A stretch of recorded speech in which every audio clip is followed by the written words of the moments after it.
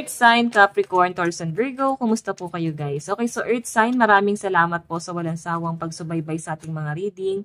And kung kayo ay bago pa lang sa ating channel, mag-subscribe na po kayo guys. And i-click mo na rin yung ating notification bell para lagi po kayo guys updated sa ating mga bagong upload. So tignan natin Earth sign, ano ba ang inyong gabay? Earth sign, Capricorn, Taurus, and Virgo. Gabay po ni Earth sign. Earth sign, Capricorn, Taurus, and Virgo.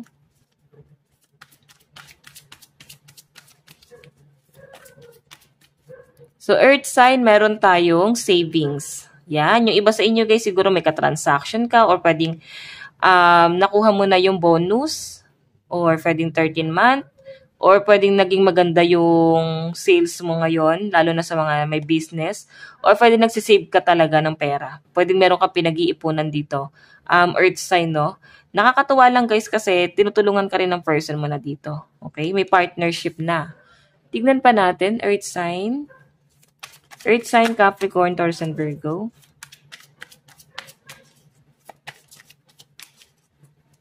Meron po tayong, okay, stability, harmony, and acceptance.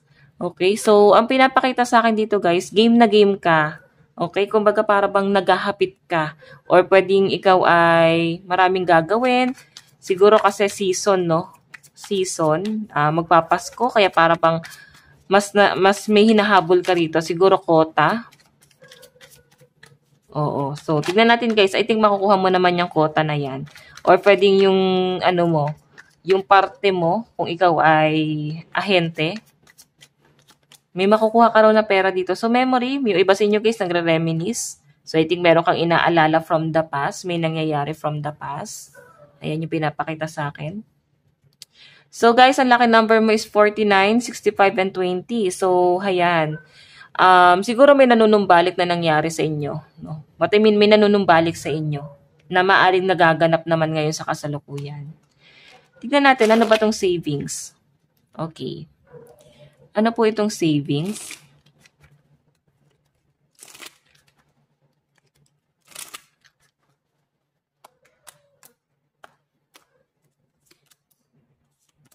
O diba, stress na stress ka pero okay lang kasi tuloy-tuloy pa rin ang daloy ng pera mo. May nakikita ko dito guys na parang meron kang gustong bilhin, pero syempre, meron kang inaantay kasi na pera. Tignan mo, babae at lalaki yan. Tapos ito, babae at lalaki pa rin, no? Siguro may tutulong sa inyo na mabili itong bagay na to. Pwedeng may magbibigay sa'yo para bilhin yung bagay na yan. So, ayan, wag ka na daw ma-stress. Yung iba sa inyo guys, pwedeng mag-aabono ka para lang mabili to. Or pwedeng may uutang sa'yo. Pwedeng yun ang trabaho mo, baka pautangan. Or pwede naging issue pa to guys, no? Kung yung hanap buhay mo is pautangan, pwedeng nai-issue ka pa sa ibang tao, pwede na may misinterpret pa ng ibang tao. Kumbaga iniisip nila na iba yung hanap buhay mo. Hindi lang nila alam, marunong ka lang talagang magpa-ikot ng pera. Kasi 8 of diamond, no? Tuloy-tuloy pa rin yung daloy ng pera mo. Medyo nakaka-stress lang guys, syempre. Mahirap ang magpautang or kung ikaw may business, na may stress ka pa rin dito guys. Ayun, no? Kasi may mga client or customer na mahirap daw pakiusapan. Okay, pero okay lang kasi okay yung daloy ng pera mo dito. Stress lang talaga. Tignan natin guys, ano tong okay. Ano yung stability, harmony, and acceptance. Spirit guide.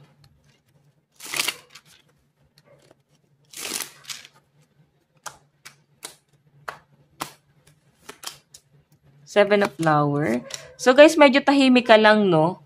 Hindi ka na yung para bang binobroadcast mo pa sa mga tao kung ano man yung meron ka. Kasi pwedeng na may misinterpret pa ng mga tao sa paligid mo or para bang may mga naiinggit sa inyo.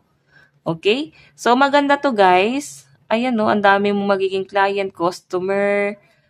Tuloy-tuloy pa rin talaga yung daloy ng pera mo. Darating ka na nga sa point na parang halos hindi ka na makapagpahinga, makapagsalita sa dami ng mga client no, na dumarating sa inyo. 8 of diamond eh.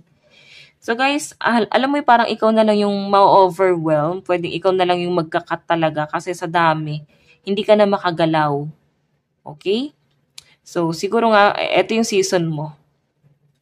Tignan natin guys, ano naman tong memory. Ano po itong memory?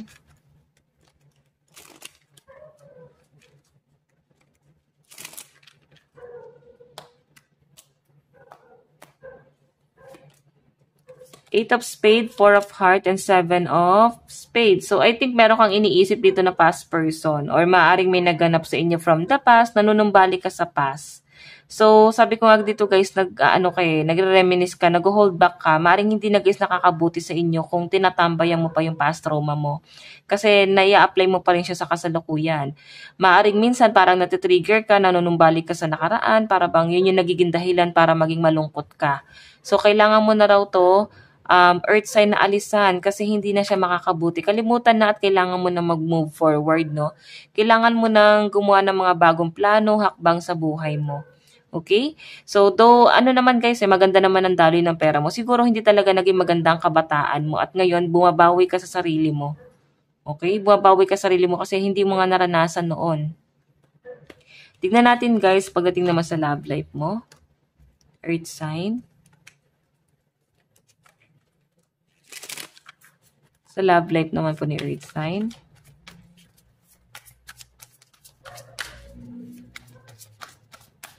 So, meron po tayong 9 of Pentacles. Love life po ni Earth sign. Meron tayong 5 of Cups. May nanghihinayang sa'yo, Earth sign. Maring maganda ang daloy ng pera mo or pwede nung iniwan ka ng taong to guys, naging maayos ang buhay mo. Okay, may nakikita akong cup of love. So, I think magre-reach out pa rin sa inyo tong taong to. Magpaparamdam pa rin, mag-offer pa rin ng cup of love. Kasi guys, maaring hindi niya guys kinaya eh. Yung paglayo niya, maaring nagkaroon siya ng matinding regret dito. May mga pinanghinayangan siya rito, Earth sign, no? Page of Swords, I think sa pagbalik nitong taong to, hindi ka na desidido.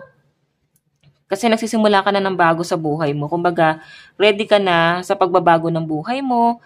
And I think inaantay ka lang din niya, nahabulin mo siya, inaantay ka lang din niya na mag-offer ka ng cup of love sa kanya. Parang ikaw yung inaantay niya rito guys. Pero syempre ikaw wala kang ginagawa kasi mas nag-explore ka na. Okay? Pero minsan nag-hold back ka pa rin. Hindi kasi talaga naging maganda yung relationship nyo sa pinapakita sa akin. Pero kahit papano, naging part siya ng buhay mo, Earth sign. And binavalue mo naman kahit papano yung mga ginawa niyang sacrifice para sa relationship niyo. Pero parang hanggang doon na lang yun. Kasi Page of Swords ka na dito. So, nag-move forward ka na at may iba ka ng cup of love dito na tinatanggap. Okay? So, tignan natin guys, love advice. Mukhang malabo na eh. Dati kasi parang nag-effort ka, hindi niya guys in-appreciate. Love advice. Meron tayong keep an open mind.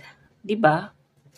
May pag-uusap rito guys. Maaring may konfrontasyon na magaganap sa inyo ng person mo. Okay? New love, di ba? Kagaya ng sabi ko kanina guys, may new person na or may iba ka ng cup of love na tinatanggap rito. Yung iba dito guys na single, may disappointment ngayon yung person mo pero ikaw, hindi mo natatanggapin. May darating sa inyo na new person pero very soon, hindi pa guys ngayon. Forgiving and learning, maghihingi ng tawad sa inyo guys itong taong to guys. Okay? Namimiss ka niya. Kumbaga, namimiss niya yung sweetness mo. Hindi ka na daw katulad ng dati, no?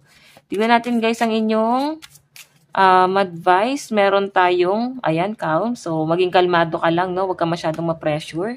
Kung kailangan mo magpahinga, pahinga ka. Bigyan mo ng time yung sarili mo, no? Na mag-unwind. Earth sign, tignan natin. Meron tayong sovereign, ascension, transformation, visualization, and sacred. So, I think yung iba sa inyo, meron kang dapat baguhin sa lifestyle mo, sa personality mo, or sa ibang bagay. Okay? Na maaari na may misinterpret sa inyo ng mga tao. Okay? Kasi mahirap guys, parang sila lagi yung nag-a-adjust sa atin. Dapat tayo, marunong din tayo makisama at mag-adjust para sa iba. Okay? So, Earth sign, ito lang naman po ang inyong reading hanggang sa muli. God bless and love you all. Thank you.